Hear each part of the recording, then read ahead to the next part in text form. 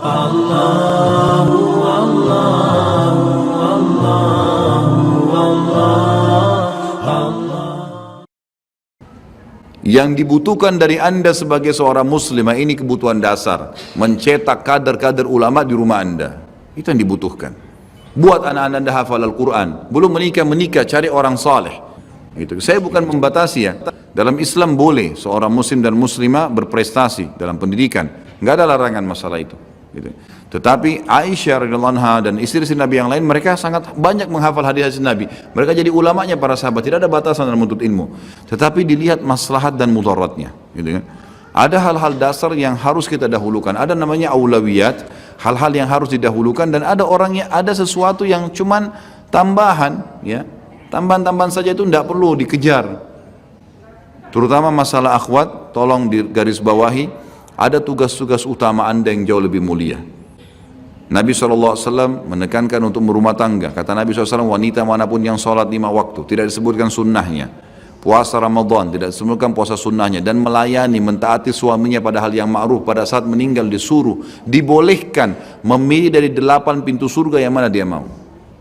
Pintu ke-8 itu, tidak ke 100 namanya Firdaus. Laki-laki harus 4 golongan. Nabi-nabi, syuhada, siddiq, dan orang soleh.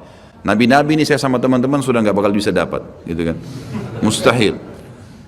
Orang-orang syuhada harus hadir di medan perang, dibacot sama musuh, dibunuh, bisa hancur badannya. Ini juga butuh keberanian. Siddiq, dari sekian banyak sahabat yang dapat julukan Siddiq berapa orang? Abu Bakar radhiyallahu anhu. Semua insya Allah bisa derajat Siddiq, tapi dapat gelar predikat ini cuma 1 orang. Tinggal orang soleh. Orang soleh ini semua yang perintahkan dikerjakan, semua yang dilarang tinggalkan. Ini masih terbuka peluang ini, gitu kan? Tapi wanita subhanallah berumah tangga, jaga sholat 5 waktu gak disebutin sunnah, puasa Ramadan gak disebutkan puasa sunnahnya, dan melayani suaminya. Ini berarti target utama. Meninggal boleh pilih dari 8 pintu yang mana dia mau masuk.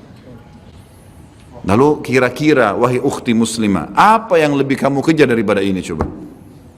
Nah, prestasi ijazah, nah, uang yang akan memenuhi tabungan, pujian orang yang hanya sepanjang lidahnya, la ilaha illallah. Ini harus difahamin masalah ini. Jadi ini target, ada target-target. Ini aulawiyat namanya, sesuatu yang baik.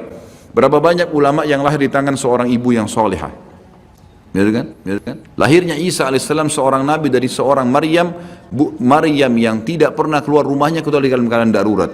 Sampai kalau Maryam keluar, semua orang situ tahu, oh ini Maryam keluar, karena jarangnya keluar. Dan saking tidak pernah keluar, hafal Taurat, baca selalu, sampai di mihrabnya datang makanan dari langit.